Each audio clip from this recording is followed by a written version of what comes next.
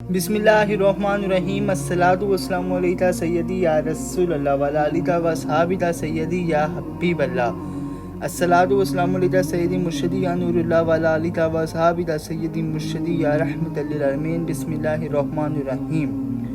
مولا کائنات شیر خدا اسد اللہ حضرت علی المرتضیٰ رضی اللہ عنہ مولا اپنے خطبے میں فرماتے ہیں تمہارے چھوٹوں کو چاہیے تو وہ اپنے بڑوں کی پیروی کریں اور بڑوں کو چاہیے کہ وہ چھوٹوں سے شفقت و مہربانی سے پیش آئیں۔ زمانہ جاہلیت تے ان اجر آدمیوں تے مانند نہ ہو جاؤ تے جو نہ دین میں فہم و بصیرت سے اور نہ اللہ کے بارے میں عقل و فہم سے کام لیتے تھے۔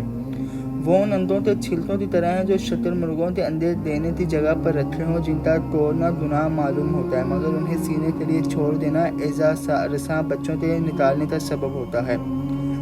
اسی خطبے کا ایک جز یہ ہے وہ الفت و ارتجائی کے بعد علیحدہ علیحدہ اور اپنے مرتے سے منتشر ہو گئے ہیں۔ البتہ ان میں سے کچھ لوگ ایسے ہوں گے جو ایک شاخ تو پترے رہیں گے تو جدھر یہ جھکے ادھر وہ جھکیں گے،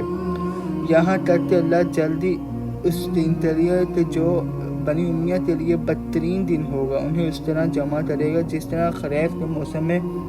بادل کے قطرے جمع ہو جاتے ہیں۔ اللہ ان کے درمیان محبت اور دوستی پیدا کرے گا اور پھر ان کا تہ بہ تہ جمے ہوئے ابر کی طرح ایک مضبوط جگہ بنا دے گا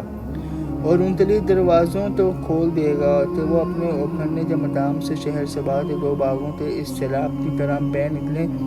جس سے نہ تو چٹان محفوظ رہی تھی اور نہ تو ٹیلا اس کے سامنے تٹ سکا تھا اور نہ پہاڑ کی مضبوطی اور نہ زمین کی اونچائی اس کا سہارا موڑ سکتی تھی۔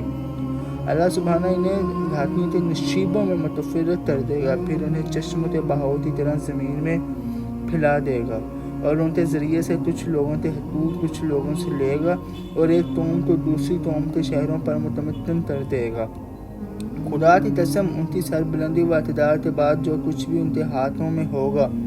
اس طرح پگھل جائے گا جس طرح آگ پر چربی۔ اے لوگو، اگر تم حق